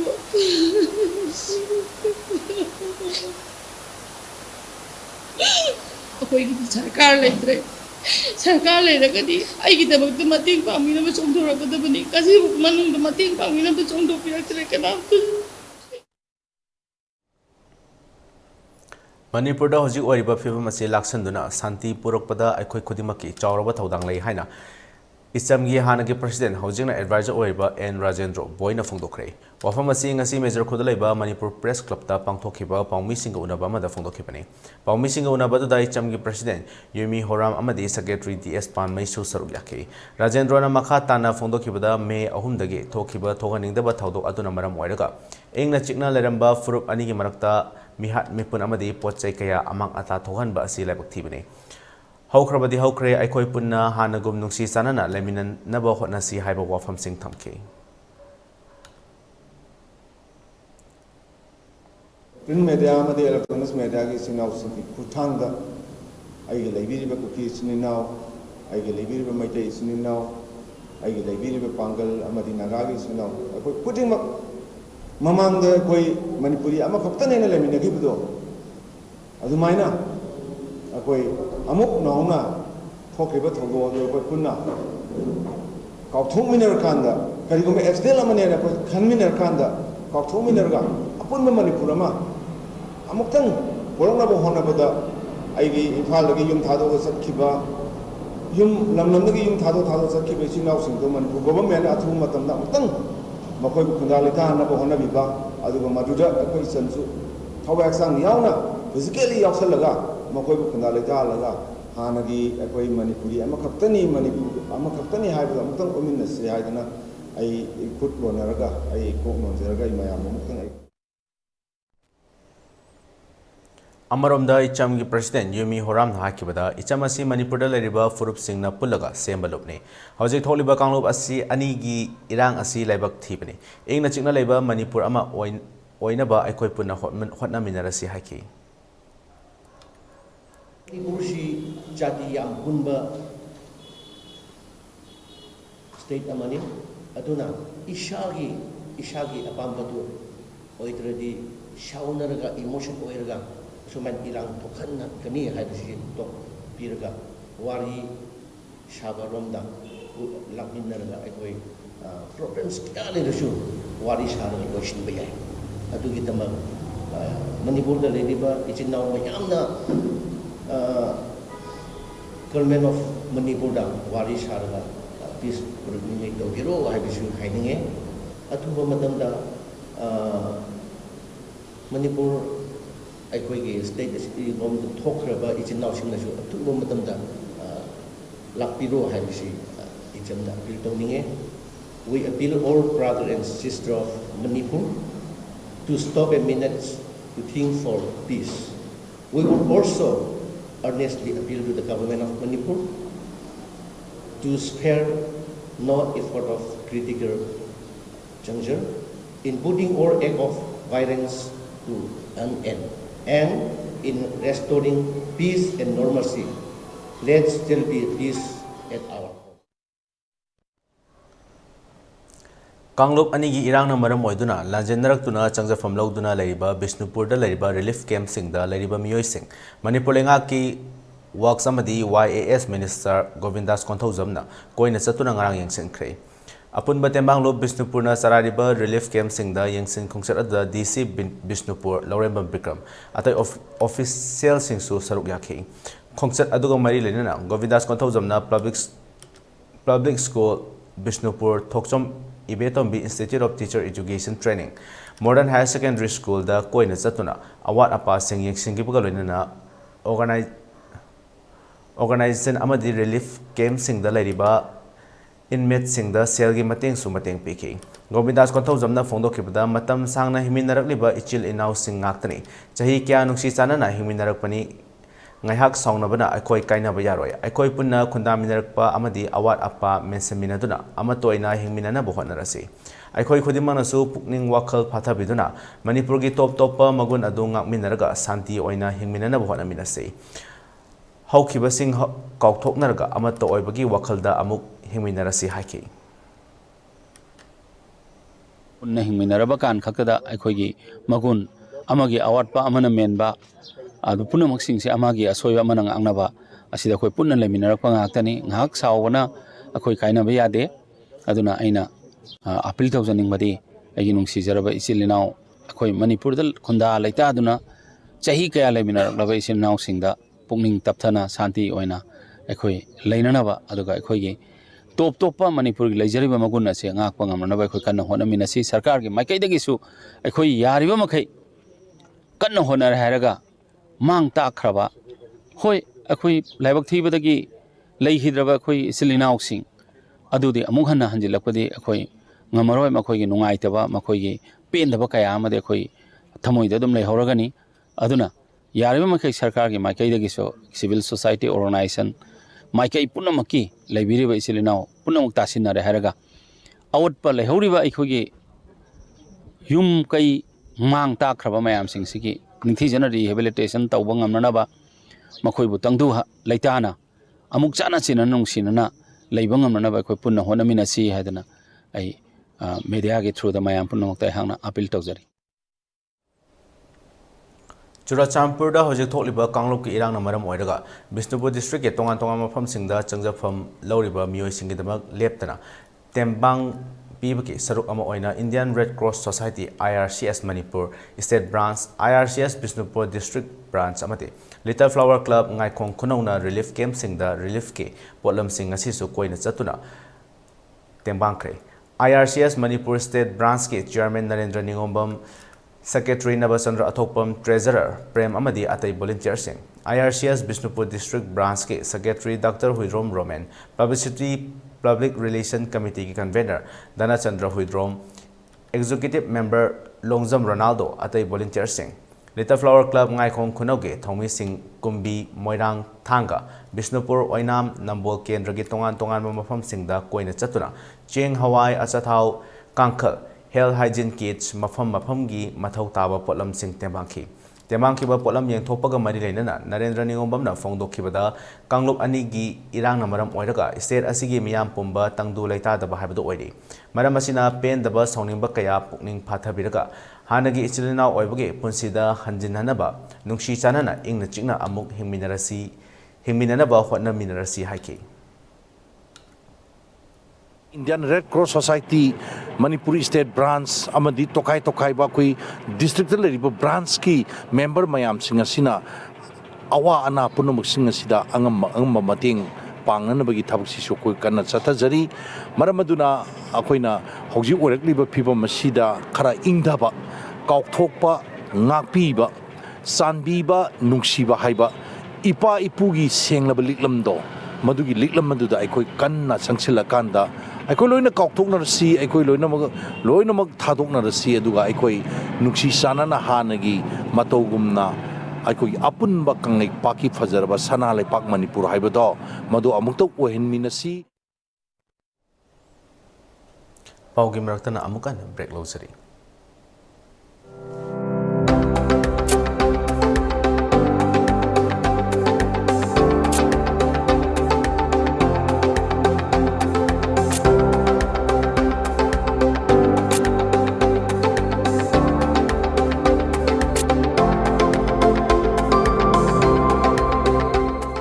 The pinnacles of success. Get enrolled to one of the finest schools in Northeast India, UNACO School. Excellence in education. The legendary brand Vespa was born in 1946. The Vespa has a unique design with a V-shaped grille to complement its sleek cast. The Piaggio emblem at the front gives you the pride of ownership, innovative appearance. The design was inspired by the wasp, hence the name Vespa. Adom gari macha darkar oibidra?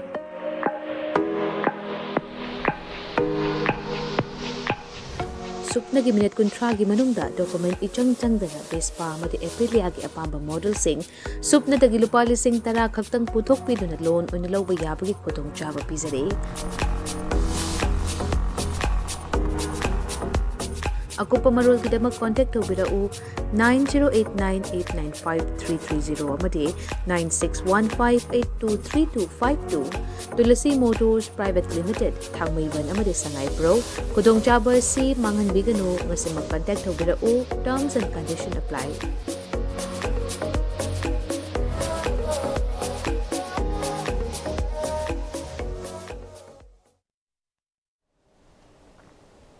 Break in Matunda Amukan, Taram Nokcheri. Hojik Manipur Oriba Fimasida, Kokomina Ta Sigi, Taramangadi, Democratic Obamong, the Parks and Awakat me from Pambaki, Kongjing Sankani Hana. Whatever Lokibagi Saru Ama Oinanga si Hairok Part 2, Makalekai, the so wakat me from Famduna, Kongjing Sankray. Kokomigi Luching Makada, Women's Development Committee, Hairok Nasinduna, Pangtokiba, wakat me from Atuda Saruk Yakibi, Committee Asigi, Secretary M. Premilan High. Manipur Gapun Basaktam Kaibiaroi, Ekoi Amatoina, Himinava Pami. Aikoi Santi Pami su da leiba kuki militant singna maitei miyam da onsinduna ot neiba mishi mina thokhanba lut tauba yum kai mai thabana chingba chathari hajik oriba film asida Bharat Sarkar amadi Manipur Sarkarna mityeng sangbitrabadi santi poropangam maram asina Bharat Sarkar amadi Manipur Sarkarna athubada mityeng sangpiyo haina lengaki puning chingsilakle wakan mi famadu aduda Manipur gi apunba saktam kaibiaroi Manipur da NRC khudakta chana halo indigenous people sing the ngaklo paiba ain semu haiba play card sing season akhiba gorena kholau kaya sulauki apunba saktam kaibiaroi akoi amatta oina hingwinaba pami akoi santi pami suda lairiba kuki milkan singna maitai praja singda onsinduna ot panaiba misi mina thonba lut tauba yung kai mai thabna singbasi Manipur Sarkar amati Bharat Sarkarna athuba matamda miyeng sangbidrabadi hojik thokliba kanglupi rang asi lengthaba ngamloi santi porapang ngamloi masi khangna Bharat Sarkar amadi Manipur Sarkarna athuba matamda miyeng sangbiyu Gari Tauroga Nomagi Fanglakpa Senfamna Imung Manung Puduna Hinjariba Auto Amadi Tata Magic driver Singi Apun Babodi Ama Oriba Self-Employment Diesel Auto E-Auto and Tata Magic Association Ningtau Kongtu Moirangna Tokliba Kangluki Irangda Lanzenaratuna Ningtau Kong Mangwangambi College da Hangliba Relief Camp da Saidang Pamlauriba Miyoi Singna Season Anaba Nomagi Tangai Fadaba Chanaba Potlam Sing na Chingba Potlam Sing Mangarang Mating Tembang Kray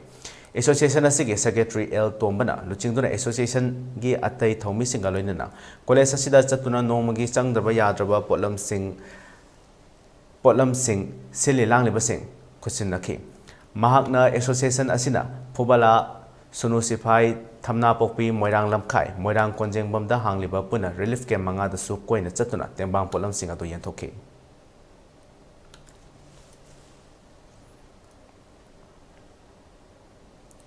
Hojik hojik state asida oirakliba film asiga mari lenena tongan ba demand kya taksiladuna nongkok lalup maitrai bakna Thawal district ta laiba tongan ba yelhomi singi lup singa khosam naraga lakliba me kunda Thawal district ta miyamgi oiba peace rally ama chakadori peace rally asiga mari lenena ngasi Thawal da pawmi singa unaba amada nongpok lalup maitrai bake convener yaifavana hai Thasigi Ohum gi Thaudok Asida Lengak na Piriba State Amadi Central Animakna Protection Piba Ngamdrabadi Indigenous Meitei Sa Lising Kaya Relief Camp da Lerakpa Numit Masing Yamlaklay Irai Cha Sing Hojikti Yelhomi Aikhoina Punsinduna Aikhoigi Siamjaba Natana Atopa Lambi Leitre Hojik Amadi Tungi Khalaga Yelhomi Aikhoigi Firep Amadi Wasak Lominaduna Malengi Miyamda Khanganba Amadi Protection Tawba Haibasi Yelhomi Aikhoigi Fundamental Right ne Maram asidagi Manipur gi ngamkhai kaiba yaroi illegal immigrants cookie sing Manipur dagi tanthokadabani cookie gi homeland or separate administration Manipur da tanba yaroi NRC Manipur da athuba matamda chanahangadabani scheduled tribe list da mitai sing athuba matamda yohangadabani ILP gi base year athuba matamda sengwadabani 3rd May 2023 gi thaudok asi state amadi central government na athuba matamda loisinduna Manipur da peace and coexistence porakadabani relief camp da leribasing athuba matamda masa gi yumda halhan khibaga loinana mangta khiba khudima government na singadabani kuki MLA taragi mathakta Manipur Legislative Assembly gi speaker amadi mari leinaba political party singna action lokhoi kadabani kuki militant singa yanariba su khudakta handoklaga makhoi gi mathakta legal action lakhoikadabani National Highway Protection Force thamgadabani Manipur da poppy plantation tawbi jaroi reserve forest and protected forest land area khangadabani amadi Manipur dage mapung fana lokthokadabani haiba asini Khongchat asida Thawal district ke manung chana leriba tongan clubs Maira Paibi student organization NGO CSOS student organization individual amadi intellectual personnel sing khudimak yelhomi furup ki khalaga achin bakaya kaithokpidana saruk yabinaba appeal torki unbagi oina lakni pa session 20 May 2023 asida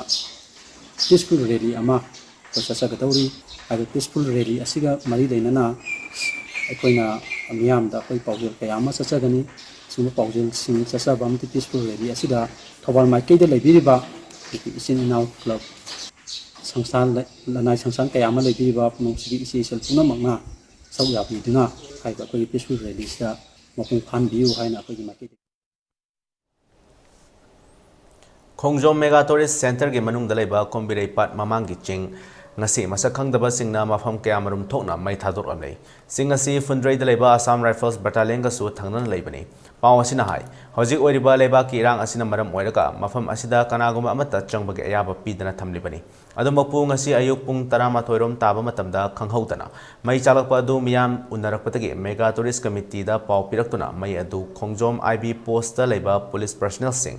Thawal Fire Service ke gari amasong Mega Tourist Committee ge members singna matam chana kalhobadagi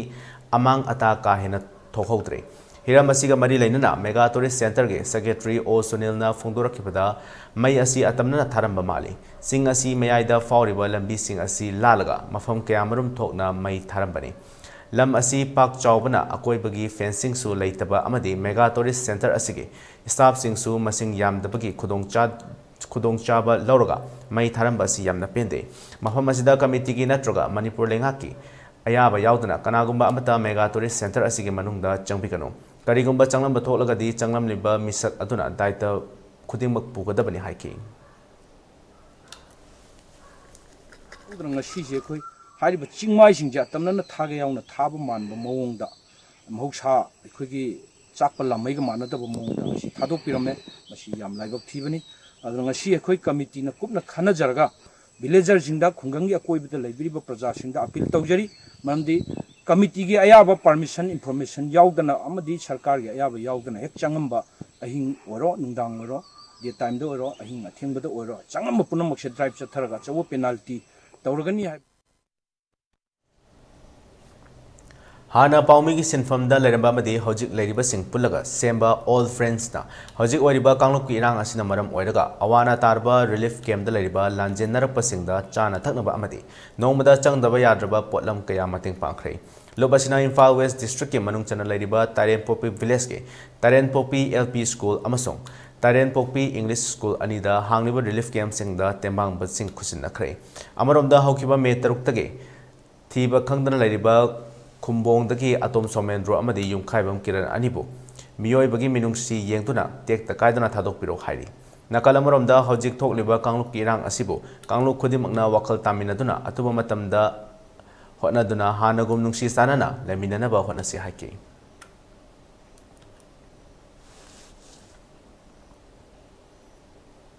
Hojik kangluk anigi marakta thokliba tangdu laitadaba thodok asina micham praja khakta natana government employees sing da su sokale haina Manipur Government Service Federation gi General Secretary Purujit Larik yambamna phongdokrai mifam pangthok chingai mangoinana laikidraba lengak asigi employees singi mafamda ikai khumnaba amadi awaba phongdokpoina minute ani tumina leki National gi office ta pangthokpa paugi mifam aduda Purujit na makata na phongdokkibada ngasigi mifam asi ing tapalamdam ama purakna ba pangthokkibani thokliba thodok asi yamna laibak thiba Manipur gi itihas ta kaw ngamdana lehoraga taba numit ama oihoragani thodok asina maram oiraga secretariat ke administration yamna chauna akaiba pire thodok asida maitai kuki naga pangal haiba leite hanadagi nungsi sanana laiminasi matam yamna thengdadringaida political leaders singna hotnaduna santi purakani haiba thajabale hanadagi laiminaраklaba kanglup masen nungsi sanana amuk hanna laiminasi pallaga leriba staff singsu asoi angam yaudana masagi mafamda chatpada yohon biu haiki whole society of Manipur Manipurgi samajgi leiba sagumagi fiumjida yamna ing tappa adu moi wakhalda kanana kukino kanana maitei no haibagi pot loina thamdu thambiraga nuksin chanana himminabagi leminabagi chakut minabagi mateng pangnabagi potuda labminasi haibadugi message natrate at this very point of time atam masidati atai kisu thudokpa ningai rete hena maru oiribase peaceful oina santi oina sojok pinana himminaba leminaba adu wakhalonje thamdaba natana tokide madu rete aduna every state from entire India pumudagi sumadugi ni lai base aduna base akoi government lokot liba the thok mayam sing is what the security personnel are doing, what the civilian official and what other workers rather than employees rather than villagers rather than in a very rightful manner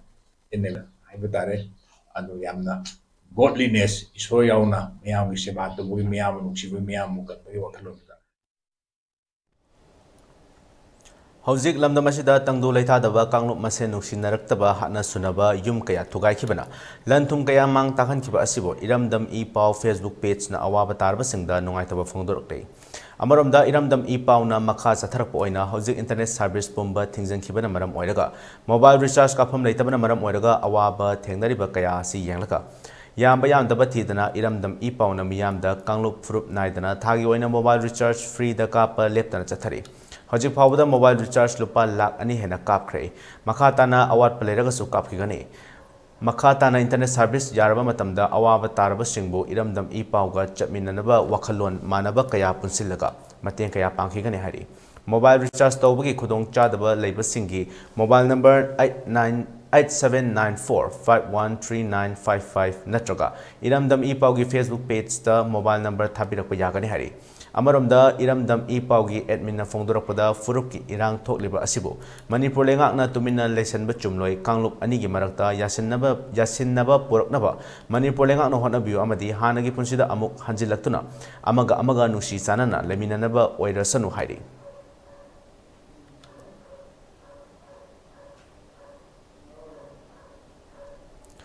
Lamdam asida thokliba thohaningdaba thodok sida manung hanjanba mafamda lanjenaduna leiriba awa ana taraba singbu paliba lenga asina atuba matamda mityeng changbiyo haina uripok yambem lekai maira paibi apunba nupi lukki president yambem manolai mana phongdokre wafam asi ngasi uripok yambem lekai da uripok yambem lekai maira paibi apunba lupna sinduna kokomigi mityeng makhada phangkiba wakat mifamda phongdokhibani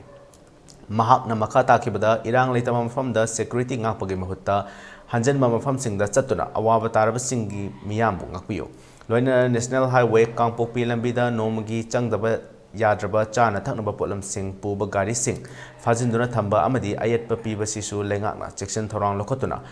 puthorakpiyo haiki wakat mifamada su da leiba cookie militant sing designated camp da lehelu ground rule thugaiba cookie lalhoba sing cherakpiyo thaba play card sing paiduna kholaw kaya lakhi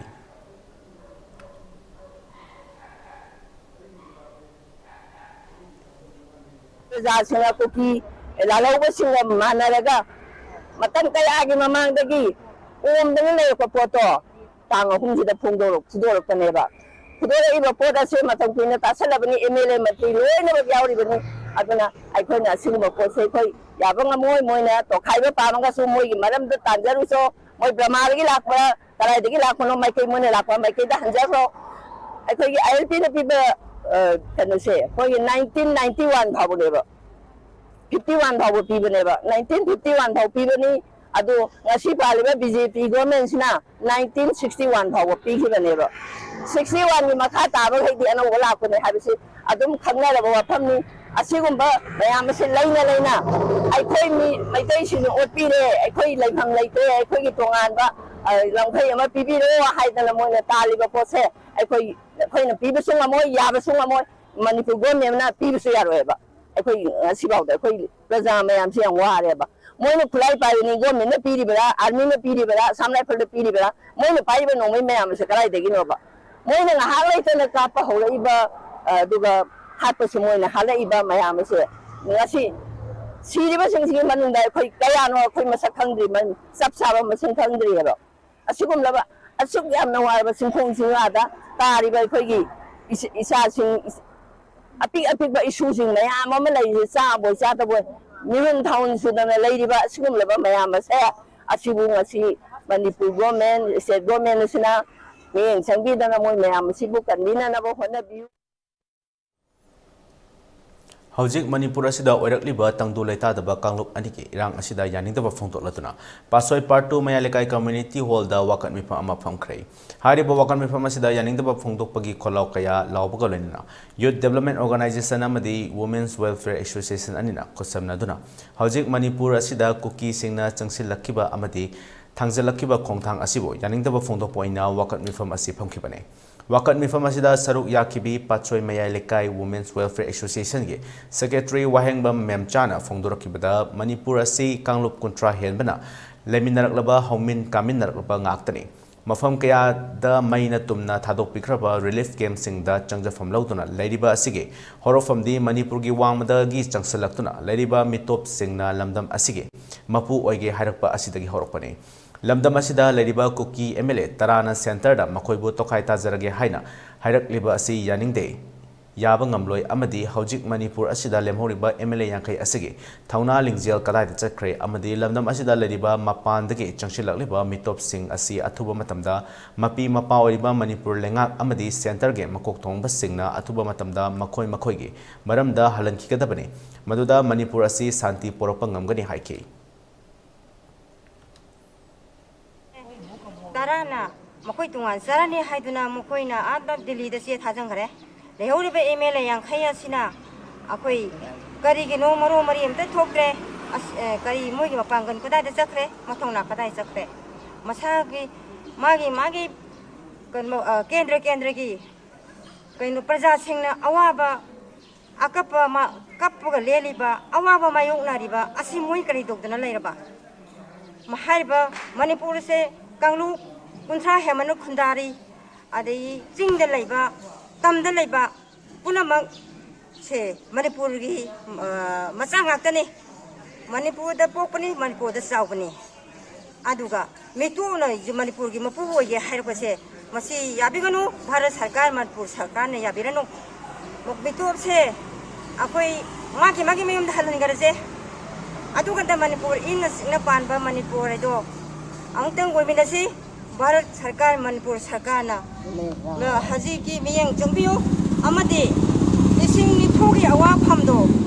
can be you, Awamatar, can be you, Magi, Mayum the Karamatan, the Sanga Karam from the Halaga, Tangulitana Pan, Gataki Habado, Puna Magna, Anamida Magda, Angtu Sinbiu, Prazasimun. Arjun Ram Megwalvo, Law Minister Oina Kiran Rejijogi Mahutta, Puna Bakangan Kray. Adumoinama Kiran Rejijo Minister na Art Science Minister Oina Adumak Lairagani. Megwal na Mahaki Hana Puriba Portfolio Singi Matakta, Law Minister Git Hausu Puhan Bani. Mataki Wafum Sing Asi, Rashtrapati Babana Tadoropa, Cherol Amana Kangalakibani. Panbayabadi Kiran Rejijuna, Law Minister Gi Pharmacy, Hokiba Chahi in Kumzali Singani Kungamatogi, July Nipandagi, Puduna Lakibani.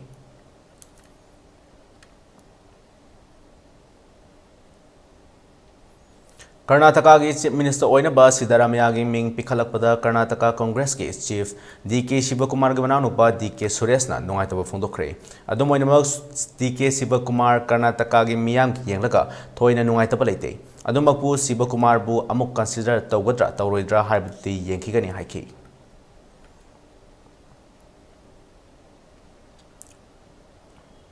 Accident ki thaudokta yamdrabada miyoi mari sire tara mari amana aso open nangkre thaudok asi ngasi Madhya Pradesh ki Sizapur district ta thokibane district asi gi Maksi town da yamna kanna thorokpa private bus amaga truck amaga thengaina bada miyoi singasi laikidabani amadi sokhibane soklaba madi laikidraba singadu luhong baki thorom yawba lakhiba singni laikidraba adugi manungda nupi ani piklibe angang ama yawri hari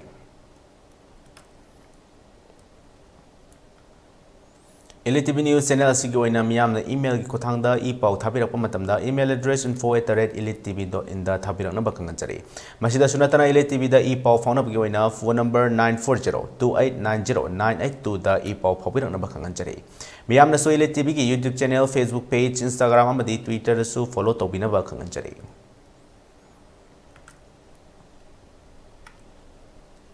Loisalakpada maroiba pau amuk hana pisari. Imphal Valley da amuk hana lakningdre tonganba administration amagi makhada leiragani haina Horticulture Minister Letpau Hokimna phongdokre.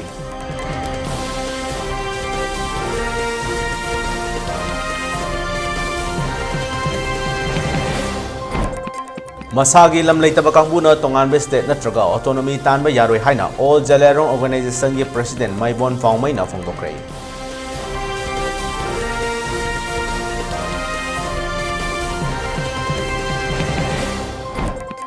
MLA Taragi Matakta Action Launaba Veteran Politician O Zoina Speaker da Wakat Gerald Pisan Kray.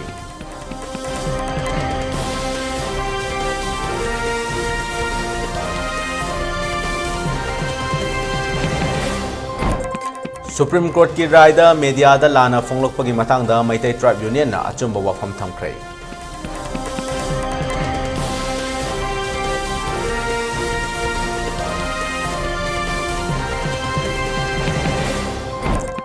Amadi Churachampur gi Molkot Village da PMGSY gi thabak suba JCB amadi Proclaim thoba driver ahum lekidre haiba khangbang ngomkre.